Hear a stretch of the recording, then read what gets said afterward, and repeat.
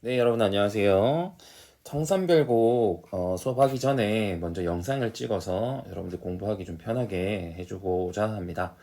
자, 청산별곡 교과서 326쪽부터 시작해 보겠습니다. 자, 먼저 고려가요라고 하는 거에 대해서 여러분 좀 알아야 됩니다. 청산별곡은 갈래가 고려 가요입니다. 다른 말로 고려 소교라고도 합니다. 고려 소교, 고려가요 같은 말이고요. 고려가요는 세 가지 중요한 특징이 있습니다. 바로 삼음보, 그다음에 분절체, 다른 말로 분연체라고도 하고요.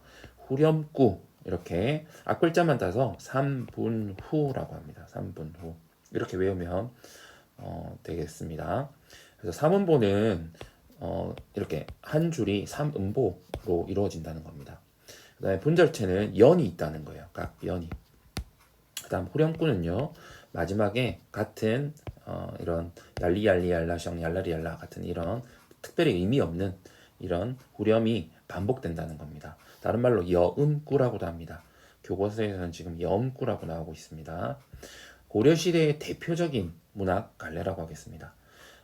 귀족층들이 집권층들이 누렸던 즐겼었던 그 노래는 이제 우리 앞에서 나왔었죠. 경기체가라고 하는 그런 갈래가 있었는데 진짜 우리가 이제 민중들의 그 고려인들의 다양한 삶을 담고 있고 정말 중요한 문학적 가치가 있는 작품들은 고려 가요라고 할 수 있겠습니다.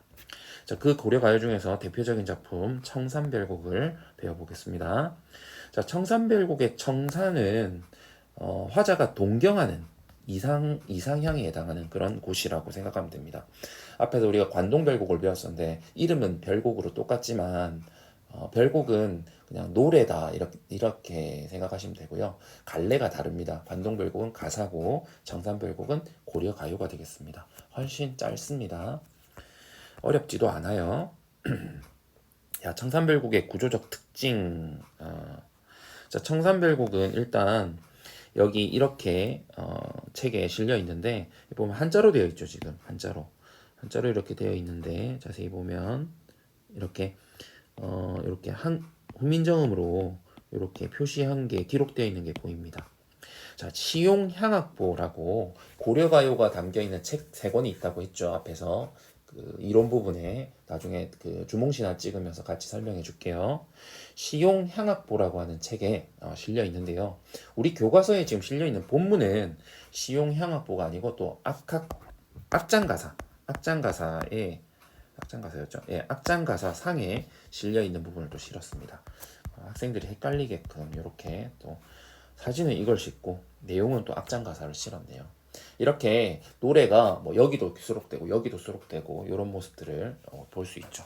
나머지 한 권은 뭐죠? 악학괴범이 있습니다. 이렇게 세 권이 고려가요가 실려 있는 책입니다.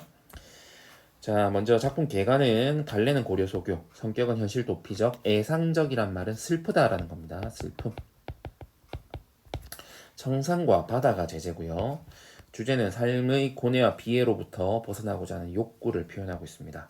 전체 8연으로 되어 있는 분연체고요. 아까 분절제, 분연체했죠. 332조, 음수율이 332조라는 겁니다. 음수율.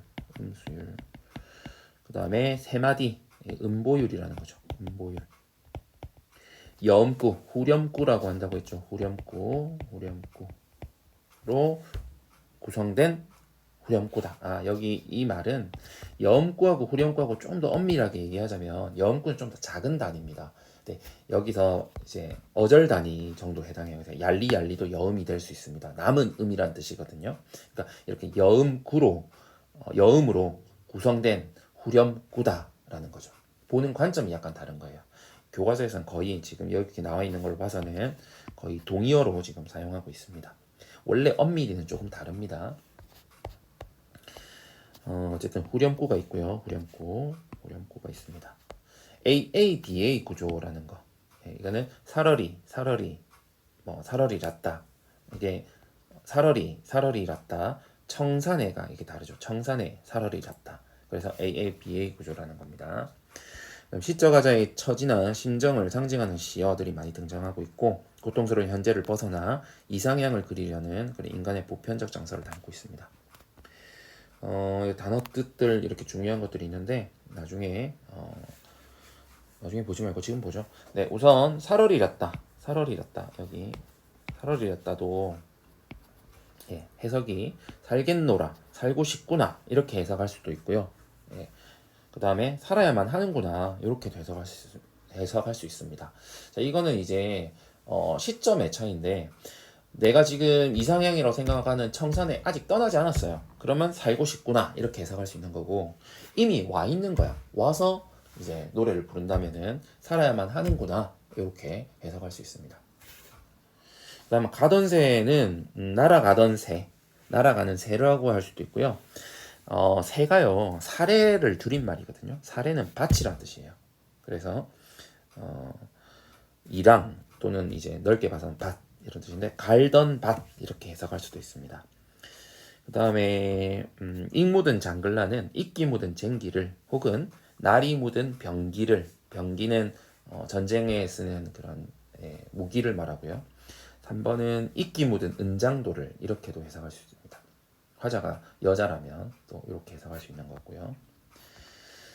자, 그 다음에 이제 각 연마다 선생님이 이제 중요한 내용들을 번호를 좀 매겨봤습니다. 첫 번째, 그 부분을 중심으로 해서 설명을 할게요. 1번은 우선 살얼이 살얼이었다, 청산의 살얼이었다. 첫 번째 줄을 꼽았는데요. 우선 여기서 332조라는 걸 알아야 됩니다. 332조는 살얼이 세 글자, 살얼이 세 글자, 랐다가 두 글자라는 거예요. 그 다음에 세 마디 율조는 살얼이 살얼이 랐다 이렇게 세 마디로 되어 있죠. 살얼이 랐다는 붙어 있지만 이렇게 읽을 때는 살얼이 살얼이 랐다 이렇게 읽는다는 거죠. 청산의 살얼이 랐다 이것도 세 마디 율조죠. 하지만 나와 있는 거는 이렇게 한 줄로 총 6마디가 쭉 나옵니다. 그 다음 청산은 화자가 동경하는 공간이고요. 화자가 도피해 이미 온 현실 공간으로도 볼 수 있다는 겁니다. 제목인 청산 별곡의 그 장소가 되는 거죠.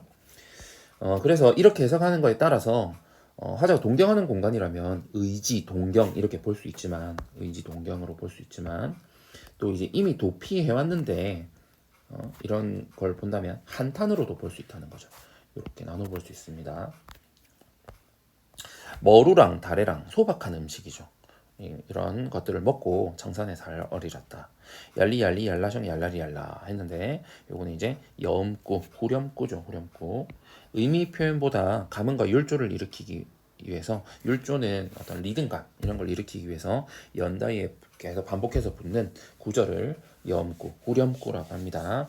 근데 좀 특이한 점이 있다면은 이게 이제 구전되다 보니까 1연만 독특하게 얄라셩이 아니라 얄랑셩이라고 되어 있습니다. 얄랑셩. 이거는 어딜 보나 다 얄랑셩이라고 되어 있는데 아마도 처음 기록한 이 사람이 이걸 이렇게 얄랑셩이라고 1년만 이렇게 실수를 했었을 가능성이 있습니다. 그게 이제 계속 후대에 오면서 이렇게 똑같이 기록되어서 1년만 얄랑셩이라는 걸 확인하는 그런 재미도 있습니다. 그 다음에 2번입니다. 두 번째는 이어는 역시 첫 번째 줄이 중요하다고 볼 수 있습니다. 바로 이 새가 감정이입하는 대상이라는 겁니다. 울어라 울어라세요. 자고 일어나서 울어라세요. 이 새는 동병상련의 대상이 되겠습니다. 사자성어 널라와는 너보다로 해석합니다. 너보다 시름이 더 큰 하는 크다라는 많다 이런 시름이 많은 나도 자고 일어나서 운다 해서 이제 화자의 정서가 직접 드러나고 있다는 거. 자하자도 시름이 있다는 거. 직접적으로 드러나고 있다는 부분이 중요하겠습니다. 그 다음 3번은 이제 해석이 중요한데요. 아까 우리 단어에서 살펴봤죠. 먼저 일반적으로는 가던 새, 날아가던 저 새, 날아가던 저 새를 본다. 본다는 여기 지금 3번이 나오는데 해석을 보았느냐 이렇게 해석합니다. 그래서 날아가던 저 새를 보았느냐 물 아래는 이제 물 아래 새가 저기 날아갈 수는 없고 물 아래에 비친 그림자를 새의 그림자라고 해석하는 겁니다. 물 아래 비친 저 그림자 새의 그림자를 보았느냐 물 아래 그림자를 보았느냐 이끼 묻은 쟁기를 가지고 물 아래 가던 저 새 그림자를 보았느냐 얄리얄리얄라셩 얄라리얄라 속세에 대한 미련이라고 하는데 이게 왜 속세에 대한 미련이냐면요 가던 새도 해석을 하기에 이제 이 하자가 농민이라면 뭐 어쨌든 농민이 될 수도 있고 그다음 지식인일 수도 있습니다. 지식인이라면은 내 감정을 알아주는 앞에 나왔던 새 있죠. 그 새가 이제 속세를 또 속세 자기가 남겨두는 그 속세라고도 볼 수 있거든요. 그러니까 그 새한테 이제 얘기를 했었고 나의 동병상을 알려준 그 새를 마지막으로 돌아서 보는 겁니다. 그러니까 이제 미련이라고 할 수 있는 거죠. 게다가 좀 더 와닿는 해석은요. 이 가던 새를 갈던 밭이라고 또 해석할 수 있다 했잖아요. 갈던 밭. 갈던 밭이면 이제 농민이 되겠고 이 갈던 밭을 이끼 묻은 이제 이 쟁기를 가지고 이끼가 묻었다는 쟁기는 계속 이렇게 도구를 사용하면은 이끼가 묻을 수가 없잖아요. 근데 농사를 지을 수 없을 만큼 뭐 여러 가지 이유가 있겠죠. 전쟁이 났을 수도 있고 그럼 이제 이건 이제 병기가 되는 거예요. 무기가. 그러니까 이렇게 가니까 떠날 수밖에 없는 상황이잖아요. 그러니까 내가 그동안 갈던 밭이라고 하는 이 속세를 이제 떠나는데 돌아보니까 미련이 남는다는 겁니다. 또 다른 거는요. 이끼 묻은 이 쟁기를 여성 화자로 봤을 때는 또 은장도로 볼 수 있습니다. 그래서 이 이끼 묻은 쟁기는 은장도로서 자신의 그 마지막 죽음을 그렇게 그 결정 지을 수 있는 그런 이끼 묻은 은장도라고도 볼 수 있다는 거죠. 그 다음에 이제 사연으로 갈게요. 이렇게 저렇게 1인공 저인공 하에서 낮은 내가 지내왔지만 오리도 갈 이도 없는 밤은 또 어찌 보낼까? 그래서 탄식이 나타납니다. 오리도 갈 이도 없는 이 부분이 이제 화자의 외로움을 보여주고 있고요. 그다음에 이제 밤은 바로 고독의 시간이 되겠습니다. 여기는 이제 낮인데 낮과 밤의 이런 대비가 보이죠. 내가 지냈는데 잘 그럭저럭 잘 지내왔는데 밤은 너무 외로워서 내가 어찌할까 하는 탄식이 잘 나타납니다. 그래서 처절한 고독이 나타나는 부분이 되겠습니다. 그다음 오연은요. 어디라 던지던 돌이냐, 누구를 맞히던 돌이냐. 지금 화자가 가다가 돌을 맞은 거예요. 근데 이 돌은 누구를 향해서 던진 돌이냐는 겁니다. 화자는 상처를 입고 있다는 것을 우리가 알 수가 있겠죠. 그다음에 이 해석 부분을 좀 잘 하세요. 미리도 괴리도 없이 미다가 미워하는 사람입니다. 괴다는 사랑하는 사람. 그러니까 미워하는 사람도 사랑하는 사람도 없이 내가 돌에 맞아서 울고 있구나 이렇게 해석하는 겁니다. 그래서 근원적이라는 얘기는 이제 사랑을 생각하는 게 사랑하는 대상, 사랑받고자 하는 것은 사람의 근원적 욕망이잖아요. 이런 근원적인 사랑하는 대상이 없음으로 인해서 슬퍼하고 비참한 그런 피해를 느낄 수 있다는 겁니다. 그 다음 6년으로 가볼게요. 자, 6년은 사러리 졌다. 바다에 바라가 바다거든요. 바다에 사러리 졌다. 나마자기 구조개랑 나마자기는 해초고요. 그 다음에 구조개는 굴조개입니다. 굴조개. 그러니까 바다에서 구할 수 있는 소박한 음식에 해당하는 거죠. 지금이야 뭐 비싸겠지만 그 당시에 이제 소박한 음식이겠죠. 그래서 이전에 나왔던 머루와 다래와 대응된다고 볼 수 있겠습니다. 이걸 먹고 바다에 살고 싶구나. 역시 일연과 비슷한 의미를 가져 상징은 화자가 동경하는 공간이고 일연에서의 산과 대응되는 그런 공간이라고 할 수 있겠습니다. 그 다음에 7연에서는 해석은 가다가 내가 듣는다. 애정지 부엌이라는 뜻이거든요. 가다가 듣는다. 사슴이 장대에 높은 대에 올라가서 해금 키는 것을 내가 듣는다. 해금은 악기예요. 자, 요건 해석을 어떻게 하냐면은 사슴이 장대에 올라간다는 것은 불가능한 일이죠. 발굽이 있는데 긴 장대를 타고 어떻게 올라갑니까? 그러니까 이거는 불가능한 일이라는 거가 일단 첫 번째, 여기 두 번째로 해석이 되어 있고요. 불가능한 일. 그다음에 이제 첫 번째 해석은요. 저번에 선생님이 이제 수업 시간에 얘기를 해준 적이 있는데 산대 잡극이라는 장르가 있어요. 그러니까 산대놀이라고 하는 게 뭐냐면 높은 무대에서 공연을 하는 겁니다. 저 멀리 있는 그 유교적 이런 가치관이 있으니까 여자들이 밖으로 함부로 못 다니는데 이제 그 집 안에서도 높은 데 설치해서 이제 공연을 하게 되면 멀리서 볼 수 있으니까 그리고 많은 관객들이 볼 수 있는 홍보가 되겠죠. 그래서 높은 데서 공연을 했었어요. 그게 이제 장대에서 사슴 분장을 한 광대가 올라가서 이제 막 이렇게 악기를 킨다는 거죠. 이런 장면을 말하는 겁니다. 그래서 사슴이 장대에 올라가서 해금 키는 것을 내가 부엌 가다가 듣는다는 거예요. 그래서 삶의 고뇌를 잊기 위해서 이게 유희고요. 탐닉하는 그런 모습이 이제 담겨 있는 지련입니다. 그다음에 이제 파련은요. 가단이 배부른 독에 설진 강수를 빚는다. 설진 강수는 술을 말하는 겁니다. 설익은 강수를 내가 빚는다. 조롱꽃 누룩이 매워서 잡사하니 내 어찌하리꼬. 자, 요것도 해석이 중요합니다. 해석. 요 해석은 어떻게 되는 거냐면은 주객전도된 표현이라고 할 수 있어요. 조롱꽃 누룩이 매워서 술이 나를, 그러니까 조롱꽃 누룩은 술이에요. 술이 나를 잡았다는 거예요. 잡았다. 술이 나를 잡는 게 아니라 내가 술을 잡는 거죠. 그래서 주객전도된 표현이고, 내 어찌할까 하면서 어쩔 수 없이 술을 마신다라는 거죠. 그래서 술에 기대어서 이 씨름을 잇고자 하는 그런 내용이 되겠습니다. 자, 여기서 이제 단어 뜻들은 됐고, 그다음에 청산별곡의 대칭 구조를 보는데요. 1, 2, 3, 4연은 청산이고요. 바다는 이제 오연과 유견을 바꿔서 이렇게 봤을 때 지금 현재 위치는 오연과 유견이 이렇게 원래대로인데 요걸 이렇게 바꿔 보면요. 대응이 됩니다. 그래서 1연과 유견이, 그러니까 5연 자리로 원래 가는 게 맞겠죠. 4연에 끝나니까. 이렇게 각각 2연과 5연, 3연과 7연, 4연과 8연이 각각 대응되는 거예요. 그 내용상. 이것도 역시 아까 전에 선생님이 얘기했었던 1연에서 얄랑성 이렇게 남았던 것처럼 구전이 되었었던, 구전하다, 그러니까 입에서 입으로 전달되다 보니까 5연과 6연을 헷갈렸을 수 있겠죠. 그래서 이런 흔적들이 남아있는 것으로 볼 수 있겠습니다. 대칭되는 걸 확인했고요. 그 다음에 이제 해석의 다양성 부분도 한번 보시죠. 이제 청산은 해석할 때 이제 살을 청산에 살아를 했다 했는데 청산에 살고 싶다는 의미로 해석할 수가 있고, 그리고 살아야만 하는구나 이렇게 한탄의 의미로 볼 때는 청산에 사는 것이 괴롭지만 어쩔 수 없다라는 의미로 해석할 수 있다는 겁니다.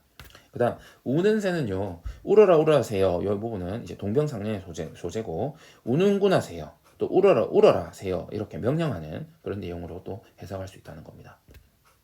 그다음 가던 새는요, 유랑민으로 볼 경우에는 갈던 사례는 밭이라 그랬죠. 갈던 밭, 여기 뜻이죠. 사례는 밭입니다. 논밭.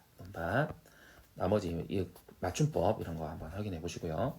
그 다음에 여기 다시 돌아와서 실현한 사람으로 볼 때는 자기를 버리고 간 님을 의인한 것으로 볼 수 있겠죠. 또 여인화자로 보통 이럴 때는 보게 되겠죠. 그 다음에 고뇌에 빠진 지식인으로 볼 때는 날아가던 새를 또 벗으로도 해석할 수 있다는 겁니다. 그다음 이끼 묻은 쟁기는요, 이끼 묻은 쟁기 유랑민으로 보면, 그다음 실현한 여인으로 봤을 때는 이끼 묻은 은장도, 그리고 자잘한 지식인으로 봤을 때는 날이 묻은 병기 이렇게 볼 수 있다는 겁니다. 자, 지금 반복해서 나오는데 요게 이제 해석이 다양되는 이유가 화자를 누로 보느냐는 겁니다. 첫 번째가 우리 정리를 해보면 유랑민이죠. 유랑민. 그 다음에 두 번째가 이제 여인. 그 다음에 세 번째가 지식인. 이렇게 볼 수 있다는 거죠. 네. 이렇게 됐고요. 그 다음에 사슴 같은 경우는 사슴이 짐대에 올라가 해금 키는 것을 듣는다. 이거는 기적이 일어나는 이 길을 바라는 화자의 절박한 심정, 지금 한탄하고 있다면, 그리고 이상향을 가고자 한다면 이런 기적이 일어나는 것으로 또 해석할 수 있겠고요. 그다음에 이제 산대 자피라는 그런 놀이를 하는 도중 이제 광대가 사슴으로 분장해서 장대에 올라가서 해금 연주하는 모습을 나타내는 것을 보기도 한다는 거죠. 이 산대 잡극이라고 하는 또 이제 개념, 이런 이론을 또 이런 단어도 알고 있으면 좋겠죠. 그다음 이렇게 이제 학습 활동을 하겠습니다. 자, 학습 활동에서는 이렇게 우리 봤었던 유랑민, 그다음 지식인, 실현한, 여인이라고 하는 건 사실 또 이렇게 성별에 따른 또 가치관을 이렇게 또 주입하게 되니까 요새는 이제 이렇게 하면 안 되고 실현한 사람 이렇게 교과서에도 나오고 있고요. 선생님도 그렇게 수업을 하도록 하겠습니다. 실현한 사람으로 정정하겠습니다. 실현한 사람. 자, 그다음 1번 답은요. 1번은 이제 2연, 4연, 5연, 8연이 나오고 있는데 각각 화자의 정사 태도는 근심 걱정, 4연은 외로움 고독, 5연은 비애, 8연은 체념이 되겠습니다. 자, 그래서 슬픔, 고통, 외로움이 핵심 정서가 되겠고, 이를 체념으로 하고 술로 잊어보려는 그런 태도를 엿볼 수 있겠습니다. 현대풀이 각각 해서 2연, 4연, 5연, 8연 이렇게 해석할 수 있습니다. 자, 그 다음 2번 자, 이 작품의 의미 해석에 다양한 의견들이 있다. 어떻게 달라지는지 보자. 자, 구절 살얼이 рат다 의미 해석. 의지 동경으로 살겠노라, 살고 싶구나, 이렇게가 한데 묶이고요. 살아야만 하는구나, 한탄이 또 이렇게 묶일 수 있습니다. 이때 의미는 의지나 동경으로 봤을 때는 이제 벗어나고자 하는 이 고통스러운 삶에서, 현실은 고통스러운 삶인데 청산과 바다는 이제 이상향이 되겠죠. 살아야만 하는구나는 한탄이 되겠죠. 그래서 청산의 바다가 이미 와 있는데 이 도피아에 오 있는 공간이 이제 너무 또 더 힘든 거야. 그래서 고통스러운 삶을 견뎌내야만 하는 이런 현실 공간으로서 청산 바다가 해석이 될 수 있겠습니다. 한탄으로서. 자, 그래서 요 옆에 보면 좀 더 이해가 잘 가겠죠. 도표. 예, 이상적 공간, 이상형이고 청산 바다가 이미 도피해 온 공간이라면 한탄으로 해석될 수 있겠습니다. 자, 그 다음 이제 후렴구죠. 후렴구를 낭송할 때의 느낌. 리을과 이응이 어떤 효과를 주냐면 울림 소리가 이렇게 반복이 되면은 좀 더 밝고 경쾌한 분위기를 줄 수가 있습니다. 근데 이게 내용 자체는 무겁죠. 그래서 이게 상반된다라는 것도 이제 한번 확인하시죠. 슬픔과 비애를 와 이 주요 내용과 상반된다. 자, 그 다음에 이번에 또 새로운 작품이 나옵니다. 이 작품은 송인이라고 하는 한시, 갈래가 한시입니다. 자, 우월장제 초색다, 송곳남 포동비가 대동강수 하시진, 별루년년 첨넉파. 원래 얘가 원문이에요. 이게 원문입니다. 자, 이 원문을 기준으로 해서 이제 보는 겁니다. 그래서 갈래는 한시고요. 칠원절구인데 이게 왜 칠원절구냐면은 한 줄이 7글자의 한자로 되어 있습니다. 보세요. 한 글자 한자 하나 둘셋넷 다섯 여섯 일곱 되어 있죠. 그래서 7원이고 이렇게 네 줄로 되어 있는 거, 네 줄로 된 작품을 절구라고 합니다. 그래서 전체 네 줄로 되어 있는, 그래서 7원절구고요. 서정적이고, 그 다음에 송별시라고 하는데 송별이 뭐냐면요, 이별, 보내는, 님을 보내면서 이별하는 그런 시라고 합니다. 그 다음에 이제 석별은 이별의 정의를 담고 있는 주제를 담고 있습니다. 그 다음에 이게 특징이 1, 2, 4가 1, 2, 첫 번째, 두 번째, 네 번째 줄, 세 번째 줄만 빼고 끝이 똑같이 나야 돼요. 이렇게 아로 똑같이 나야 됩니다. 이걸 이제 아분이라고 합니다. 아분, 끝이 똑같이 나는 거. 그래서 아분을 통한 운율을 이게 형식, 고정적으로 지켜야 되는 형식인데요. 이런 것들은 이제 읽어 보시면 되겠죠. 내용이. 한번 선생님이 좀 풀이를 해주면, 비개인 긴 언덕에는 풀빛이 푸른데, 이게 날씨는 좋다는 거예요. 예. 이별하는 그 장면에 날씨는 참 좋다는 겁니다. 희망의 봄빛이 왔다는 거죠. 불빛이 참 풀러요. 근데 나는 상황은 남포로 님을 보내며 슬픈 노래를 울먹여. 그러니까 나의 화자의 그 상황과 대조를 이루고 있는 거죠. 이 화자의 상황과 이 지금 배경과 화자의 현실 상황은 대조를 이루고 있습니다. 대조. 네. 슬픈 노래를 울먹이고 있네. 남포로 님을 보내며 대동강물이야. 배경이 대동강입니다. 대동강이고요. 대동강물이야. 어느 때나 마를 건가. 해마다 이별 눈물에 강물이 더하는 것을. 자, 지금 이게 도치가 되었죠. 도치가 되고 있고요. 여기 발상 자체가 재밌죠. 왜냐면은 여기 이별하는 사람들이 많아요. 나뿐만 아니라 여기서 많이 이별을 하는 거죠. 그러니까 이 눈물에 의해서 이 대동강물이 마를 날이 없다는 겁니다. 이런 발상 자체가 재밌는 발상이에요. 자, 그렇게 한번 살펴봤고요. 여기 학습활동에서는 이제 주요 내가 다루고 있는 내용이 이제 청산별곡은 이제 비교를 하고 있죠. 했을 때 송인과 다른 점이, 대조를 하면 전승 방식은 얘는 이제 한글 구전되다가 한글로 기록됐고요. 송이는 이제 개인이 한자로 창작하고 기록해서 전승했죠.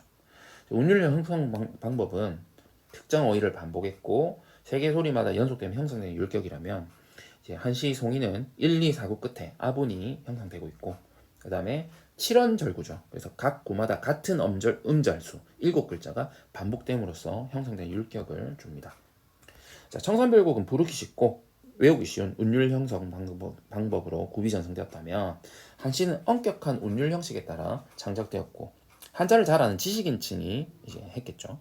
그래서 한국 문화가 계층별로 이렇게 이원화되면서 고길문학과 기록문학이 공존되던 그런 시기라고 할 수 있겠습니다. 자, 아분의 설명이 있고요. 그 다음에 청산별곡과 송이는 후대에도 많은 사랑을 공감을 얻고 있는데 그 공감의 비결이 뭘까? 그거야 뭐 지금 후대 사람들도 이별을 하고 사랑을 하니까 그렇겠죠. 그래서 여기서 소개하고 있는 작품은 진달래꽃. 네. 그래서 송인에서는 이별의 슬픔을 과장했죠. 여기 아까 얘기했지만 이 발상이 좀 과장된 게 있죠. 과장. 그래서 과장을 했는데 진달래꽃은 반어적으로 표현하고 있다라는 그런 기록이 한번 읽어보시고요.